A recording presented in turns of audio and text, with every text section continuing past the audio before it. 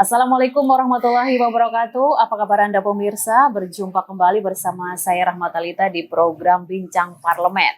Kita sapa terlebih dahulu masyarakat yang ada di Samarinda, Kutai Kartanegara dan juga Kutai Timur. Saat ini kita sudah bersama dengan salah satu anggota DPRD Kota Bontang yang belum lama kemarin sudah dilantik dan kita akan ngobrol panjang dengan beliau. Siapa itu? Kita sapa dulu beliau. Assalamualaikum Pak Sahib. Waalaikumsalam warahmatullahi wabarakatuh. Bagaimana kabarnya Pak? Alhamdulillah.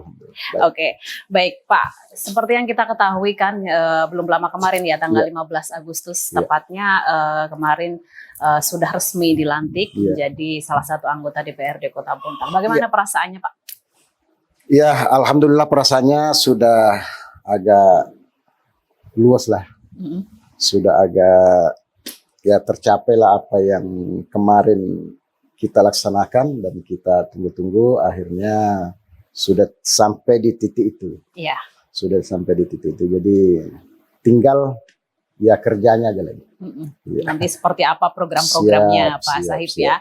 Baik Pak, saat itu apa yang menjadi motivasi seorang Pak Muhammad Sahib nih? Kenapa ingin sekali bisa duduk di kursi parlemen? Pertama mungkin begini Mbak, saya sih sebenarnya mulai kecil tidak pernah terbenak di hati bahwa ingin menjadi bukan cita-cita gitu bukan ya, cita-cita.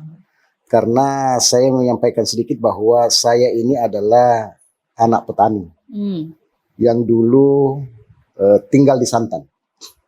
Ada suatu desa di Santan Tengah namanya, yang kebetulan dulu juga termasuk di dalam sebelum pemekaran itu masuk wilayah Bontang. Tapi setelah pemekaran maka wilayah Santan Tengah ini, Santan Tengah, Santan Ilir itu kembali ke Kartanegara. Ya. Nah saya lahir di sana, saya sebagai petani, orang tua sebagai petani, maka kalau ditanya kira-kira ada nggak dulu cita-cita menjadi dewan, tidak pernah terbenak sedikit pun. Tapi berjalannya dengan waktu ya akhirnya juga sampai di titik ini. Seperti itu. Tapi Pak, seperti yang kita ketahui bahwa menjadi anggota dewan itu kan gampang-gampang susah ya. Betul. Nah itu apa yang memotivasi Bapak saat itu? Pertama saya itu kenapa mau menjadi anggota dewan, saya kan backgroundnya pekerja Mbak. Saya ini pekerja di mana-mana pergi bekerja, bahkan pernah sampai ke luar negeri bekerja. Nah melihat situasi itu kemarin saya itu ingin memperjuangkan hak-hak pekerja. Sebenarnya saya termotivasi di sana karena saya melihat di mana-mana di seluruh wilayah Indonesia bahwa pekerja-pekerja kita itu tidak terlindungi. Baik itu secara aturan, baik itu semua regulasinya, kayaknya para pekerja ini memang selalu agak susah semua.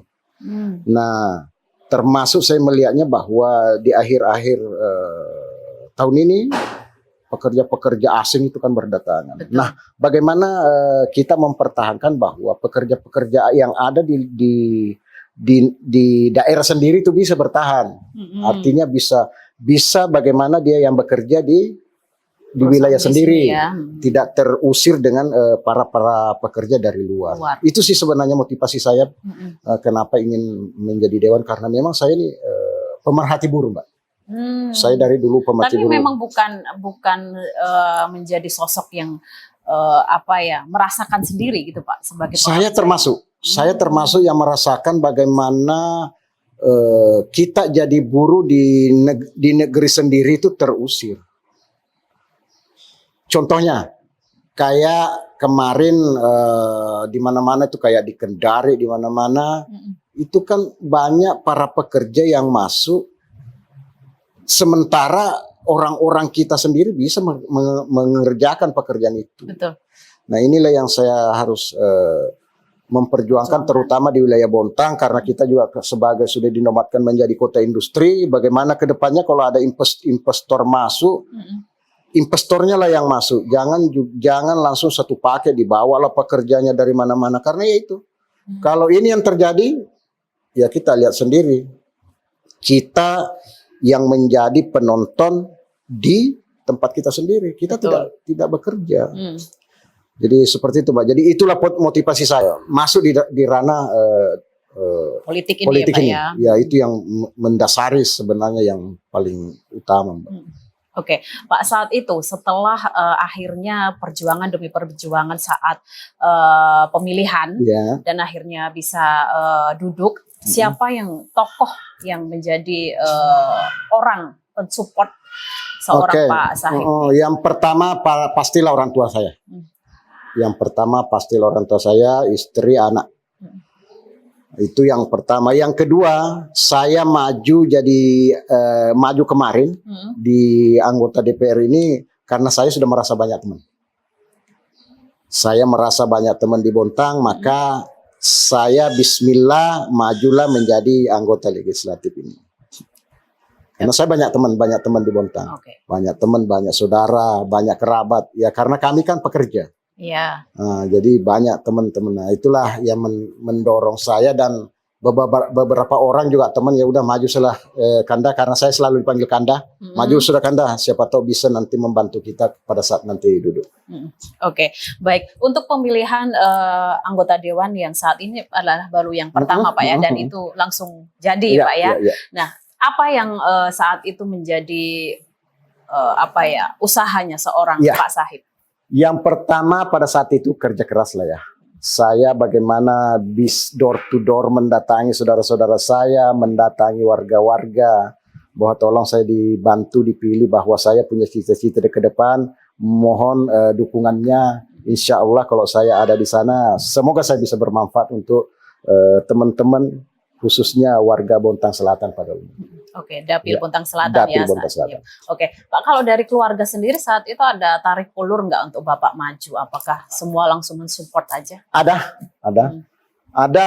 beberapa keluarga yang menyatakan tidak usah maju karena situ, karena ya saya banyak keluarga kami kan ada yang PNS, ada ini banyak. Paman ada yang PNS di Kartanegara sana menyampaikan kalau bisa nggak usah sudah karena sekarang ini kan sudah jadi pengusaha kecil-kecilan lah di Bontang. Fokus saja ke situ. Karena ranah ini ya mungkin dia melihatnya ya banyak yang tersangkut, mungkin ketakutannya di sana. Tetapi saya yakinkan bahwa apa yang keluarga takutkan itu insya Allah kalau kita berjalan sesuai dengan rule itu pasti akan jauh daripada itu. Iya. Pasti banyak. Oke, berarti sebelumnya memang ada dari keluarga sendiri. Ada, ya, paman sendiri. Paman sendiri. Tapi ya itu tadi saya berusaha meyakinkan bahwa apa yang kita takutkan itu tidak terjadi selama kita bekerjanya secara profesional. Betul. Itu saja. Oke, Pak. Dengan melihat usahanya seorang Pak Sahib saat itu ya, waktu mau mencalonkan, menyangka nggak Pak kalau Bapak bakalan jadi, atau ya saya ikut-ikut dulu aja lah nanti nggak tahu gitu? Jadi begini, saya memang pada saat diajak oleh teman-teman di Nasdem untuk maju jadi calon legislatifnya, saya memang sudah bismillah bahwa saya harus duduk di sana. Saya sudah bismillah karena saya ya itu apa yang kita kerjakan, kalau selama ini apa yang saya kerjakan selalu saya seriusi.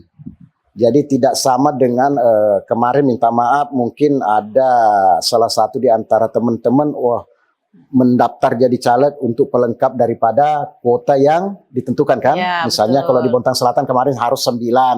Nah banyak. Nah kalau saya memang di samping melengkapi kuota tersebut untuk partai saya juga sudah meyakinkan diri saya, meyakinkan keluarga bahwa harus kita menang. Karena endingnya itu ya di situ.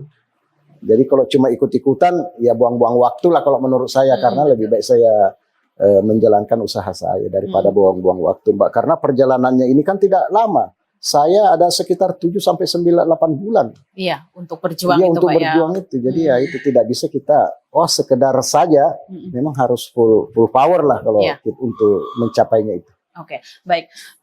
Pak Sahib, saat melihat dapil Pak Sahib kan di Bontang Selatan ya, seperti apa warga saat itu melihat seorang Pak Sahib yang notabene kan belum pernah duduk gitu ya, terus Bapak meyakinkan untuk saya pasti bisa ini membawa aspirasi masyarakat. Kebetulan saya nih kan anggaplah lahir di Bontang sini, jadi karakter di Bontang Selatan itu saya tahu bahwa di sana warga saya, di sana keluarga saya, jadi saya tahu bahwa tidak terlalu susah meyakinkan saudara-saudara saya yang ada di sana, warga-warga di sana, karena memang kami setiap hari berbaur. Kalau saya itu orangnya Mbak, jujur saja tidak betah tinggal di rumah. Jadi kalau di rumah itu bangun maunya keluar ya. Apakah nanti di luar ketemu ngopi, orang lah, ngopi lah, apalah ya. Yang jelas saya orangnya tidak betah tinggal di rumah. Jadi kalau sudah di rumah itu sebentar, kalau tidak ada keluarga kumpul, apalagi kalau cucu tidak ada ya sudah harus keluar saya. Karena memang sekali lagi bahwa saya ini orangnya orang lapangan, tidak cocok kalau lama-lama di rumah. Oke, baik Pak. Dengan melihat petahana saat itu Pak ya, ada mungkin ketakutan gitu Kak Pak? Oh betul. Kebetulan petahananya kemarin memang saya harus akui bahwa saudara saya itu Pak Bahtiar Wakang itu harus saya akui bahwa itu kuat. Karena beliau itu sudah 2 periode. Iya. Tapi saya sampaikan bahwa saya juga sangat meyakinkan. Saya sering bercanda sama beliau. Karena kita kan satu partai. Ini baru-baru aja beliau mengundurkan diri dari Nasdem. Saya sering bercanda sama beliau. Oke saudaraku, bilangku, saya harus di atasmu. Saya harus mengalahkan sampean baru saya bisa duduk. Dan saya sampaikan juga waktu pertama saya masuk di Nasdem, saya bilang kalau saya memang diminta untuk menjadi calon, insya Allah saya akan membawa kursi sendiri. Memang itu niat saya. Tetapi ada hal lain yang Nasdem di Bontang Selatan tidak cukup 2 kursi. Seandainya ada tambahan suara sedikit, alhamdulillah mungkin 2 kursi saya sama Pak Bahtiar Wakang. Oke. Berarti bukan jadi masalah gitu ya untuk Pak Sahib akhirnya bisa mengalahkan seorang petahana. Saya memang sudah meyakini bahwa saya sudah tahu bahwa yang namanya petahana itu harus kita kerja keras untuk mengalahkannya. Dan saya memang sudah punya cita-cita bahwa saya harus mengalahkan Pak BW. Karena kalau saya tidak mengalahkan Pak BW bahaya. Nggak bisa duduk. Iya, nggak bisa duduk. Karena memang untuk mencapai 2 kursi di Bontang Selatan itu harus kerja keras. Karena pertama yang dulunya 10 dewan menjadi 9. Nah ini kan tambah ketat persaingan. Nah melihat daripada calon-calon dari partai lain, ya kita tidak bisa pungkiri hasilnya sekarang Golkar itu kan kuat. Nah PDI memang partai besar juga. Nah itu jadi memang persaingan. Nah persaingannya sangat kuat. Dikurangi lagi kuotanya, jadi tambah berat Mbak. Maka daripada itu memang kita harus, kemarin saya meyakinkan diri sendiri saya, meyakinkan keluarga bahwa ya kita harus nomor 1 di partai kita kalau kita mau aman. Itu saja. Oke. Bukan coba-coba lagi. Bukan, gitu, bisa coba-coba. Oke, baik Pak Sahib. Kalau melihat masyarakat yang akhirnya mendukung penuh seorang Pak Sahib untuk bisa akhirnya duduk di kursi dewan, buat Pak Sahib sendiri apakah sebuah kata alhamdulillah atau sebuah tanggung jawab tentunya? Dua-duanya. Alhamdulillahnya karena saudara-saudara saya, keluarga besar Bontang Selatan sudah mendukung saya. 2.000 lebih suara banyak Mbak. Alhamdulillah 2.000 ini sudah memilih saya. Tinggal kembali bagaimana saya punya tanggung jawab pada konstituen saya. Apa yang pernah saya janjikan, insya Allah harus saya realisasikan. Karena pada saat itu nanti kita tidak realisasikan, maka akan berat menjadi yang kedua kalinya. Jadi saya sampaikan kepada tim saya, insya Allah ingatkan saya apa yang pernah saya janjikan, segera kita realisasikan. Ya, terutama kayak di Bontang Selatan Mbak, sederhana. Di Bontang Selatan itu kita ini di pinggir laut semua kan. Luas wilayah darat dan laut itu jauh lebih besar daripada lautnya kalau untuk Bontang. Nah, artinya kita tinggal fokus ke nelayannya. Ya, tinggal fokus ke nelayannya karena memang kalau yang namanya di laut itu ya nelayan. Apabila kalau tidak nelayan ya tidak ada lagi. Paling ya pekerja mungkin pekerja musiman, ya. Ada pekerja musiman yang kontrak. Lebih dominan nelayan, nelayan. Ya, Pak, kalau di Bontang Selatan. Nah, untuk di Bontang Selatan pekerjanya yang permanen ya paling PT Bada. Nah, itu kan sudah tidak bisa diganggu gugat. Betul. Nah, di sana sudah matang. Nah, tinggal warga kita ini yang di pinggir laut. Pasti sudah nelayan. Nah, saya sampaikan bahwa memang untuk nelayan ini kan bantuannya itu dari provinsi. Bantuannya di provinsi, maka daripada itu bagaimana saya bisa bersinergi antara DPRD Nasdem Bontang, saya Kota Bontang, Dengan DPRD provinsinya adalah di sana di Pak Arfan, nanti bagaimana saya bisa berkoordinasi ini supaya sumbang bantuan-bantuan yang akan dari provinsi itu jatuhnya ke Bontang melalui saya. Oke, berarti untuk rencana-rencana itu sudah. Kebetulan kami di Nasdem ada kemarin saya satu paket dengan saya DPRD Kota Bontang, DPR provinsinya adalah Pak Arfan. Alhamdulillah DPR RI-nya juga saudara saya, adinda saya Nabil Hussein itu ya kita satu paket.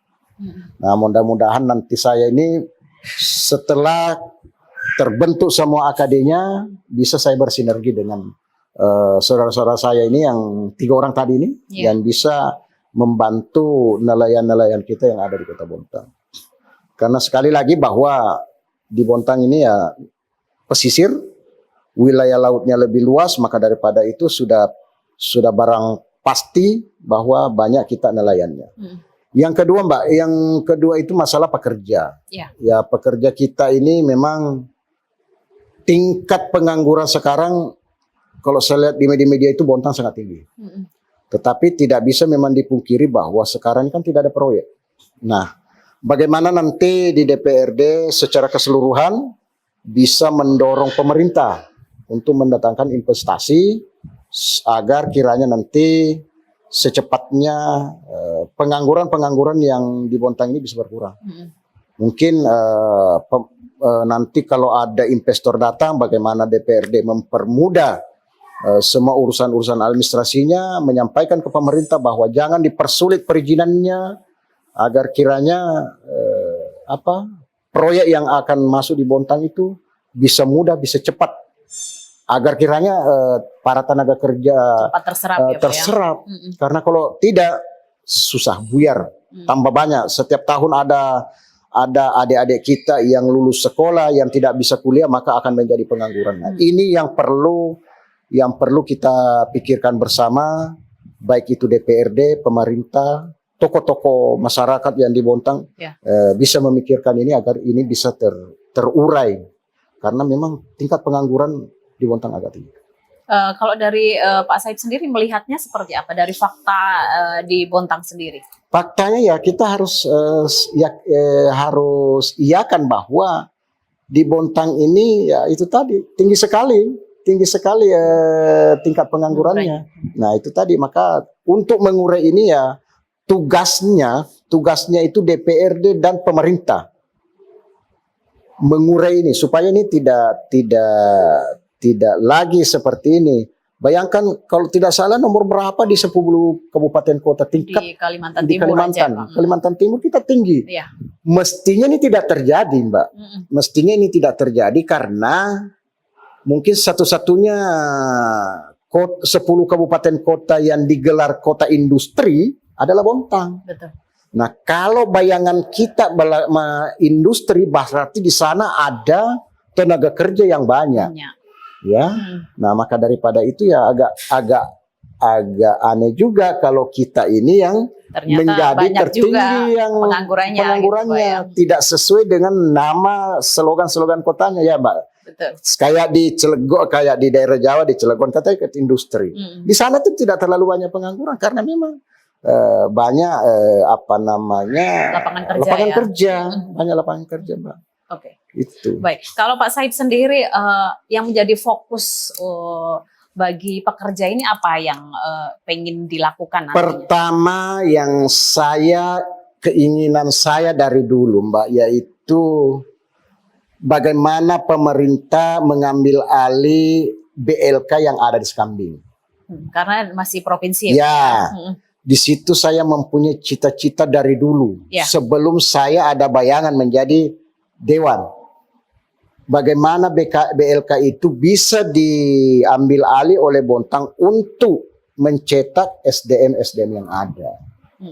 Anak-anak, adik-adik kita, anak-anak kita yang lulus sekolah yang tidak bisa kuliah, maka dilatihlah di sana. Mungkin bisa jadi welder, bisa menjadi scaffolder, bisa menjadi electrical. Banyak yang harus dilakukan sana. Karena memang tempatnya di sana bagus. Lengkap. Cuma yang menjadi masalah sekarang karena itu adalah punya provinsi. Ya. Nah, saya punya cita-cita dan insya Allah saya akan mendorong nanti dengan teman-teman. Saya akan sampaikan ke teman-teman dewan yang lain. Tolonglah bagaimana mensupport pemerintah agar kiranya pemerintah Kota Bontang bisa mengambil alih ini untuk dimanfaatkan oleh Kota Bontang. Karena kalau provinsi masih ya seperti ini Mbak, kita lihat sendiri tidak ada aktivitas. Karena memang ya bagaimana mau diurus provinsinya tidak ke sini. Nah, kalau Bontang yang mengambil alih ini, pastilah saya yakini bahwa bisa bermanfaat lebih daripada yang ada sekarang. Oke. Dari kacamatanya seorang Pak Saib, BLKI saat ini apakah tidak berjalan maksimal? Tidak maksimal. Boleh kita lihat di sana mungkin ada di dalam 1 tahun hanya berapa kali ada kegiatan-kegiatan di sana. Ya, saya pernah menjadi instruktur welder di sana berapa tahun yang lalu, dan tidak lagi ada sekarang. Nah, tidak maksimal, Mbak. Karena memang pegawainya di sana dari provinsi paling berapa orang. Karena memang tidak bisa maksimal. Oke. Kalau saya sinkronkan dengan statement dari seorang Dinas Ketenagakerjaan, Pak. Ya. BLKI sekarang ini banyak membuka ini pelatihan-pelatihan dan itu kebanyakan memang warga Bontang. Justru dari luar itu katanya cuma 1-2 orang. Seperti apa? Jadi yang ada sekarang kami juga berterima kasih kepada dinas terkait. Cuma mungkin ada yang perlu ditambahkan, Mbak. Bahwa yang dilakukan Dinas Tenaga Kerja sekarang adalah pelatihan-pelatihan. Tapi tidak berkesinambungan. Minta maaf aku. Jadi begini contohnya. Misalnya welder. Ya. Ini saya berbicara welder, nah karena saya backgroundnya saya welder. Saya ini tukang las, Mbak. Saya alhamdulillah sudah menginjakkan kemana-mana. Ada beberapa nama ya jadi tukang las.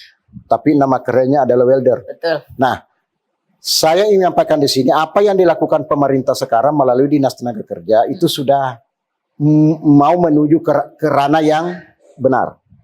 Tapi saya bukan menyatakan ini salah. Tetapi saya menyampaikan bahwa kalau hal-hal pelatihan seperti ini harus berkesinambungan. Tidak bisa hanya melatih 2 bulan atau 1 bulan, stop. Karena menjadi welder itu berjenjang. Ya, skillnya Pak. Skillnya berjenjang. Ada namanya 1G, 2G, 3G, 4G, 5G, 6G. Nanti itu ada lagi berkembang. Mungkin menjadi GTAW, stainless, SMAW, stainless, semua banyak. Jadi tidak bisa. Nah, saya melihatnya bahwa diperbanyak orang BLK, tetapi tidak berkesinambungan. Memang, nah, kalau kita melihat jumlah yang dilatih banyak, tetapi tidak banyak yang bisa diambil oleh perusahaan. Karena sekali lagi, yang dilatihkan oleh Disnaker ini belum sampai ke titik yang dimaui oleh perusahaan, Mbak. Makanya saya bilang bahwa ini sudah menuju kebenar. Tetapi saya tidak menyatakan ini salah. Tetapi alangkah bagusnya kalau ini berkesinambungan. Jangan kita melatih orang itu dengan jumlahnya. Oh, melatih itu jumlahnya sudah ribuan kita pernah latihkan. Tetapi latihlah orang dengan kualitasnya. Ini ya, jadi jangan kita melihat jumlahnya kalau pelatihan seperti welder, tapi lihat kualitasnya, kualitas manusianya di situ. Nah, kalau dia sudah melengkapi kriterianya, misalnya sampai sudah ke 6G ke level ini, perusahaan bisa dapat.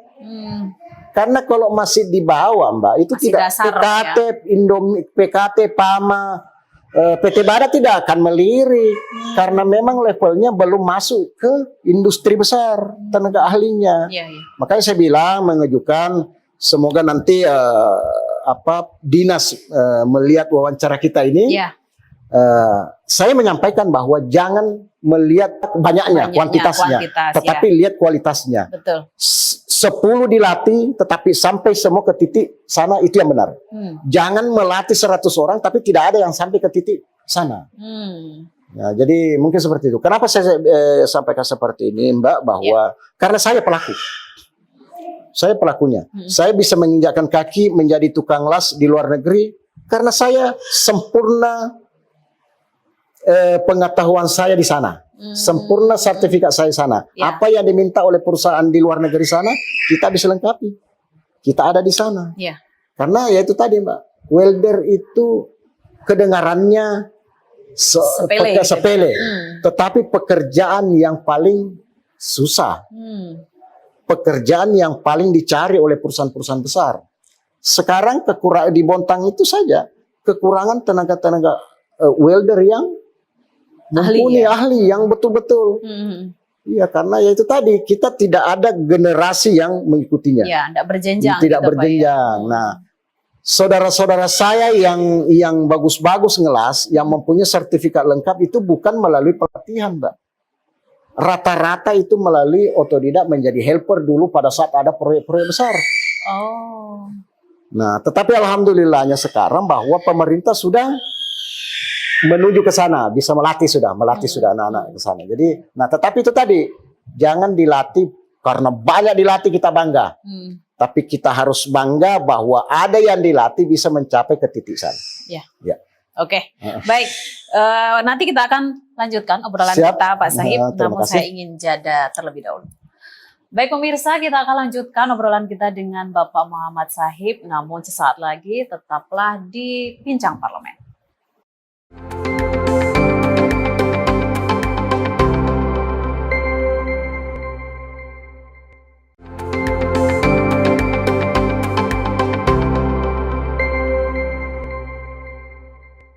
Terima kasih pemirsa, Anda masih bersama kami di Bincang Parlemen. Kita lanjutkan ya obrolan kita bersama Bapak Muhammad Sahib. Tadi kita sudah ngobrol panjang ini soal bagaimana tenaga kerja Kota Bontang ini bisa terserap dan Bapak Muhammad Sahib ini tentunya akan memperjuangkan itu.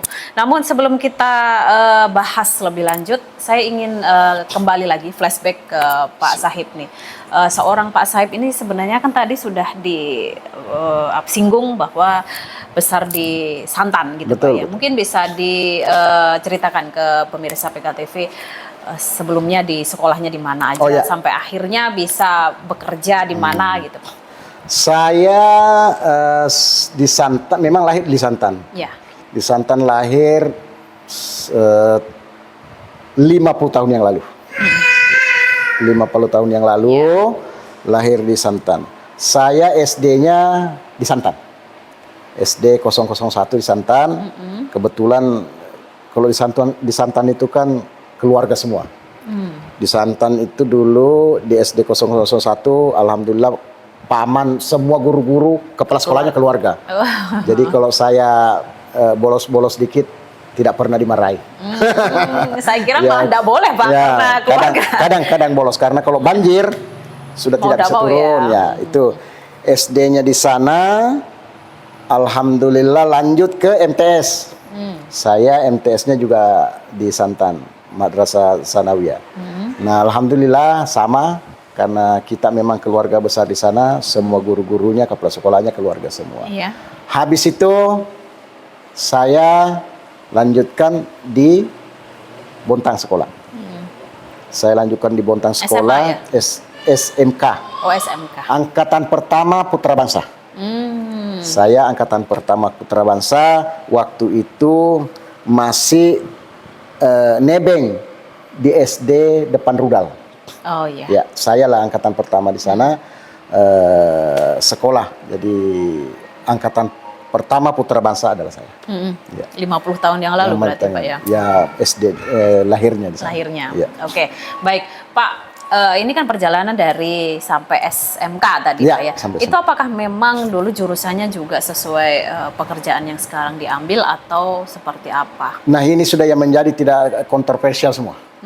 Karena saya di SMK itu jurusannya perkantoran, Mbak. Saya memang dulu bercita-cita itu mau kerja di kantor wali kota. Oh, PNS. Dulu Mbak, ya? mau jadi PNS saya. Nah, tapi Allah memberikan yang lain. Pada saat saya lulus SMK di Putar Bangsa angkatan pertama, Iya. saya ikut pelatihan di PKT. Pelatihan welder. Oh. Nah, saya ikut pelatihan di PKT. Alhamdulillah karena saya waktu itu serius, saya lah ya dikirim ke Condet melanjutkan klasifikasi welder yang saya ambil. Setelah lulus di Condet, karena saya serius kembali Jakarta berarti, Pak, ya? Ya, karena memang saya serius. Iya. Alhamdulillah pada saat itu tahun 96. Alhamdulillah saya sudah dianggap welder. Saya pada saat itu dikirim ke ada penerimaan di Berau, Kiani Kertas. Di Kiani Kertas pada saat itu kami pergi menjadi tukang las pertama di Kiani Kertas. Di Berau itu Di ya? Berau, yang perusahaannya presiden kita yang akan dilantik sekarang, Iya. Pak Prabowo. Ya. Nah, saya bekerja di sana ada sekitar 2 tahun lebih.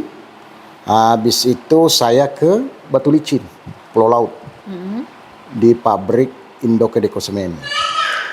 Setelah di sana 2 tahun, habis itu baru ke Dubai.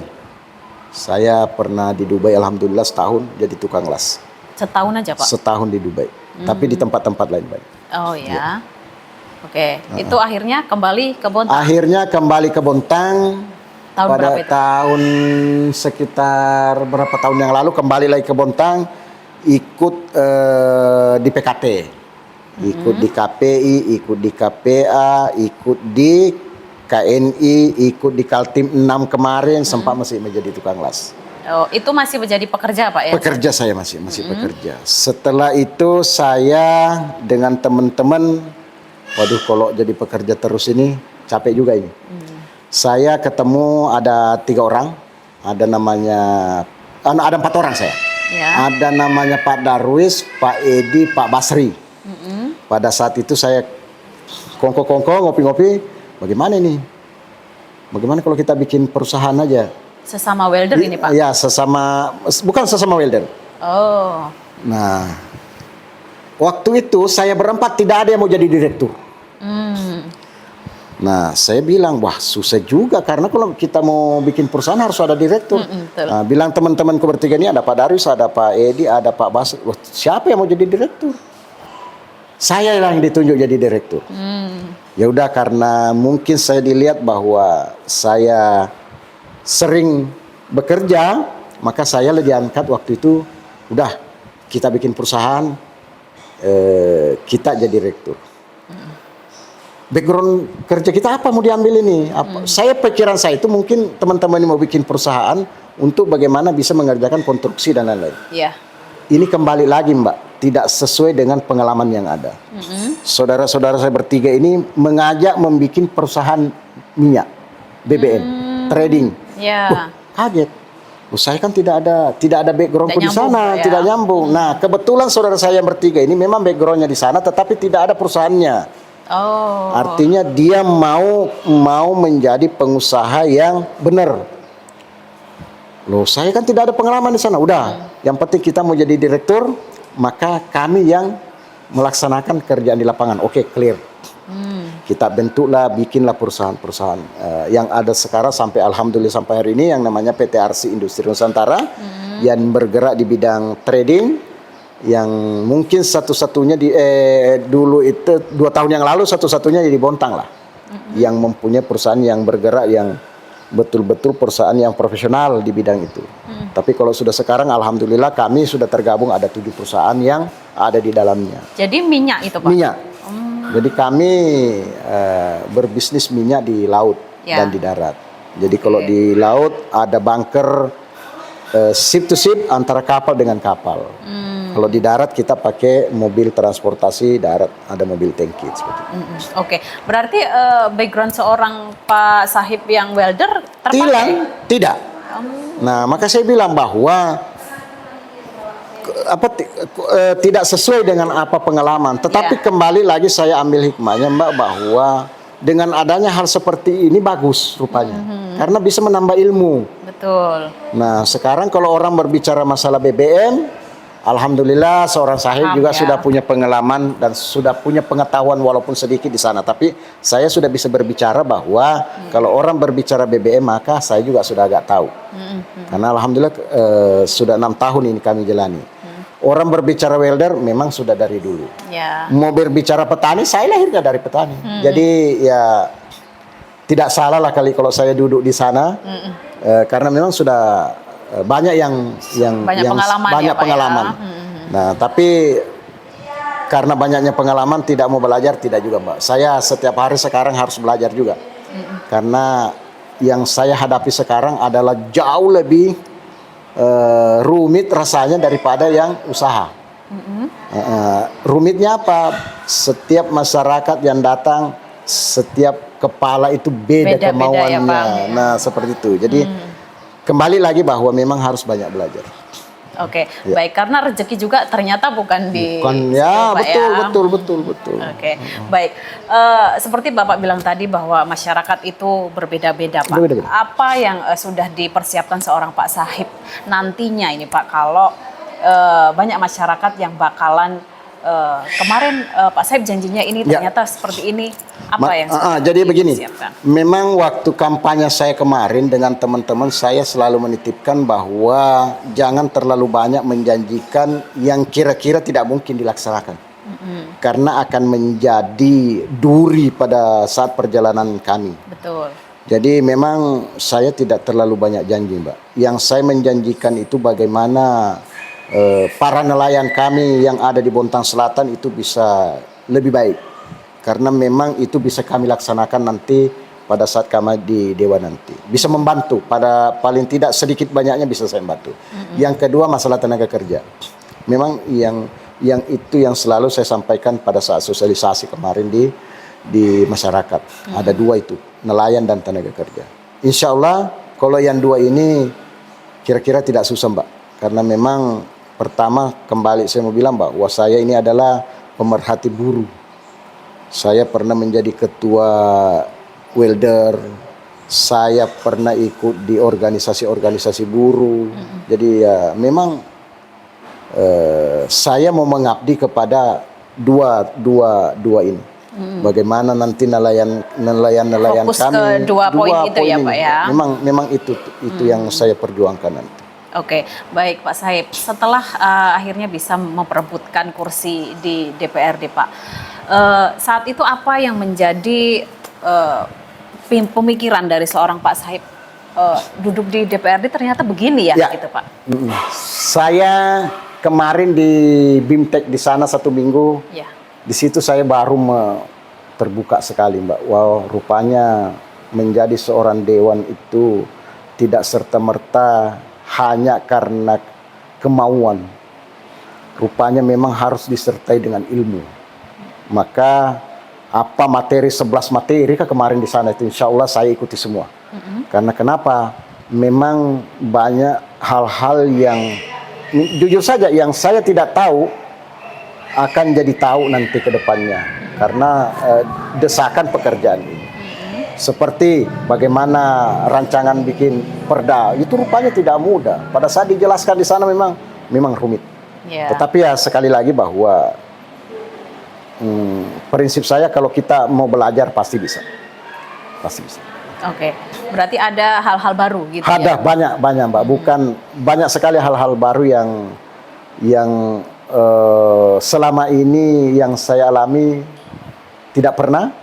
Dan baru beberapa bulan habis dilantik ini ya hal-hal yang baru itu tadi banyak. Pertama itu tadi ilmunya menjadi duduk di dewan itu seperti apa. Dan kebetulan sekali juga alhamdulillah karena senior-senior saya yang ada di sana semua mau terbuka untuk ilmu-ilmu itu, tidak pelit ilmu. Kalau kita tanya alhamdulillah respect semua untuk menyampaikan apa-apa yang kita tanyakan. Oke, baik Pak Sahib. Setelah sudah beberapa kali berkantor berarti ini Ya, Pak ya? sudah. Sudah. Oke, baik. Apa yang menjadi kekhawatiran seorang Pak Sahib dengan posisi saat ini seorang anggota dewan yang tentunya akan mengemban aspirasi semua masyarakat, terutama di Dapil Bontang Selatan? Yang menjadi kekhawatiran saya satu adalah semoga apa yang pernah saya janjikan masyarakat itu bisa saya laksanakan. Itu sih menjadi khawatiran. Jadi pada saat saya misalnya menjanjikan nelayan itu bagaimana bisa saya membantunya, itu memang kadang terpikir ini bisa atau tidak ya. Tetapi sekali lagi bahwa ini adalah usaha dan ini ada jalannya, insya Allah kekhawatiran itu hilang dengan sendirinya karena memang niat kita itu mau membantu. Ya. Niat kita membantu. Oke, karena 2 poin yang sudah 2 poin itu memang dari Pak Sahib ingin perjuangkan itu, apakah menurut Bapak itu hal yang mudah atau seperti apa? Begini, kalau mau dianggap mudah, bisa memang mudah karena kita sudah berada di posisi itu. Tetapi kalau mau dianggap susah, memang susah kalau itu tidak dikerjakan. Jadi yang perlu saya lakukan adalah kerja nyatanya. Karena kalau mudah tidak dilaksanakan ya tidak ada juga hasilnya. Tapi kalau kita mau bilang susah, ya tidak bisa susah karena kita sudah ada di dalam sana. Harus tinggal pembuktiannya. Tinggal pembuktiannya. Jadi itu saja kekhawatiran saya itu yang ada 2 itu Mbak tadi, bahwa semoga apa yang saya idam-idamkan untuk membantu nelayan dan pekerja ini bisa terlaksana. Tetapi saya yakin dan saya akan berusaha bahwa janji saya yang 2 ini akan terrealisasi cepat atau lambat. Cepat atau lambat. Paling tidak 5 tahun 5 tahun itu harus ya. Karena memang yang klimaks itu adalah masalah di nelayan, Mbak.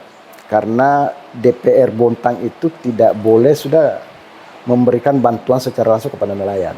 Harus melalui provinsi. Oh, mulai kapan itu Pak? Ya mulai berapa tahun yang lalu lah aturannya. Jadi nelayan itu sumbangsinya dari provinsi. Langsung provinsi. Sudah tidak dianggarkan di daerah. Nah, tetapi saya yakini bahwa ini bisa terlaksana karena Nasdem itu DPR provinsinya ada.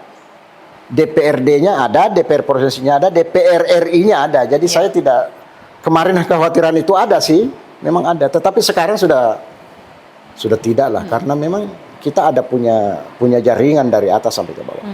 Tinggal diperjuangkan sama Pak Sahib ya.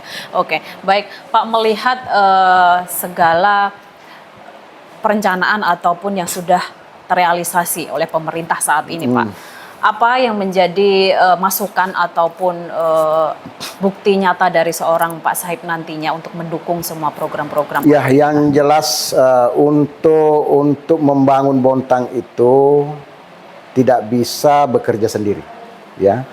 Jadi pemerintah dengan DPR itu harus kerjasama, harus sinergi.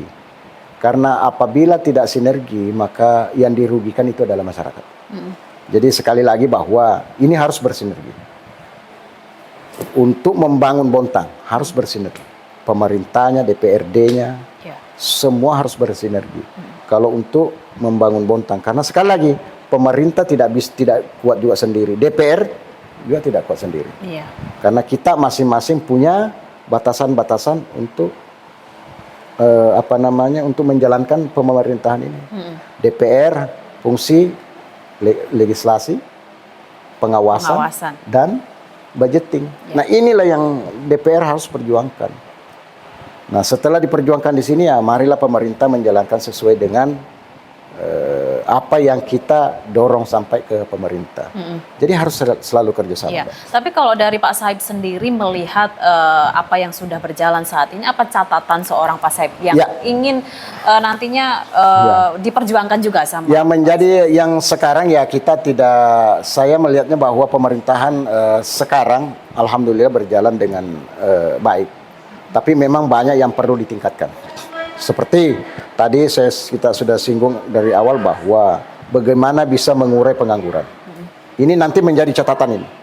Semoga nanti saya bisa menyampaikan bahwa saya mau bilang bahwa menyampaikan ke pemerintah dengan keras bahwa kita harus urai ini yang namanya pengangguran. Karena pada saat ini tidak terurai, maka akan menumpuk di setiap tahun. Karena lulusan-lulusan ini pasti akan bertambah. Itu, Mbak. Oke, baik. Lebih ke pekerja, Pak. Ya, lebih ke pekerja. Yang ingin dicatatkan seorang Pak Saib ini untuk pemerintahan Kota Bontang. Baik, Pak. Kalau dari berbicara komisi sendiri, Pak, komisi apa yang nantinya ingin digabung sama? Ya, hanya ada dua, Mbak. Hanya ada dua. Satu pertama Komisi 1 dan Komisi 3 saja. Kalau di Komisi 2 biarkanlah saudara-saudara saya yang di sana. Saya hanya ada dua yang saya mulai dari dulu cita-citakan bahwa saya bagaimana bisa duduk di Komisi 1 dan Komisi 3. Itu saja. Apa yang menjadi patokan kalau saya harus di Komisi 1 atau 3? Kalau di Komisi 1 itu kan berurusan tadi masalah tenaga kerja, pendidikan dan lain-lain. Kalau masalah tenaga kerjanya ya karena memang itu tadi yang saya mau perjuangkan. Kalau di Komisi 3 kebetulan pembangunan. Pembangunan situ saya juga ada sedikit ilmu di sana. Bagaimana saya bisa memberikan masukan-masukan kalau untuk pembangunan. Karena sedikit pengalaman, sedikit disiplin ilmu ada di sana, Mbak. Oke, baik. Pak, berbicara tentang APBD Kota Bontang yang saat ini cukup besar, Pak, ya. Besar sekali menurut Pak Saib juga. Apa sih sebenarnya, Pak, yang harus dilakukan dengan tenaga kerja terutama yang Bapak soroti ini? Pertama, dengan besarnya APBD yang ada ini, yang harus dilaksanakan adalah di Dinas Disnaker tadi itu yang perlu diperbanyak pelatihan-pelatihan. Tetapi berkesinambungan. Jangan takut membuang uang untuk mencapai hasil yang terbaik. Ya. Tetapi jangan membuang uang dengan hanya mencapai dengan kuantitas. Karena kalau kuantitasnya saja semua dilatih seluruh Bontang, kalau kita ini taruhlah ada 15.000 ke anak-anak kita putus kerja misalnya, kalau banyaknya itu yang mau dikejar, hasilnya juga tidak maksimal. Tetapi kalau menurut saya, kita buang uang biar itu lebih banyak karena kita mau menambah naik levelnya, tetapi tujuannya kita tercapai. Yang seperti saya bilangkan tadi bahwa kita itu harus berkesinambungan dari welder kelas 1G, 2G, 3G, 4G, 5G, 6G. Kita masih jangan sampai di sana aja. Karena masih ada di sana klasifikasinya yang harus dikejar. Makanya saya bilang kita harus memberikan pelatihan-pelatihan kepada anak-anak kita yang sampai ke level paling tinggi seperti itu. Oke, dengan anggaran seperti yang ada ini, Pak, bisa? Lebih daripada cukup. Lebih daripada cukup. Oke. Ya, lebih daripada dengan cukup. Kuantitas yang memang harus banyak. Iya, enggak apa-apa. Dengan APBD yang besar ini, kuantitasnya bisa tercapai, kualitasnya bisa tercapai, Mbak. Oke. Iya. Jadi tidak saja kuantitasnya, kualitasnya juga tercapai. Oke, baik. Dengan angka 3, berapa ini, Pak, ya? 3,2 T ya, Mbak? Ya. Wah, banyak sekali. Oke. Itu apakah bisa difokuskan aja ke situ, Pak? Atau semua lini, bisa, tidak semua lini. Jadi artinya tidak terfokus ke hanya mengurusi tenaga kerja. Tetapi pembangunan, pendidikan, semua sebenarnya bisa maksimal dengan dengan budget yang ada. Tetapi sekali lagi bahwa harus sesuai dengan perencanaan semua. Betul. Iya, harus sesuai dengan perencanaan semua. Karena kalau tidak sesuai dengan perencanaan maka pasti akan ada yang ketinggalan. Oke, baik.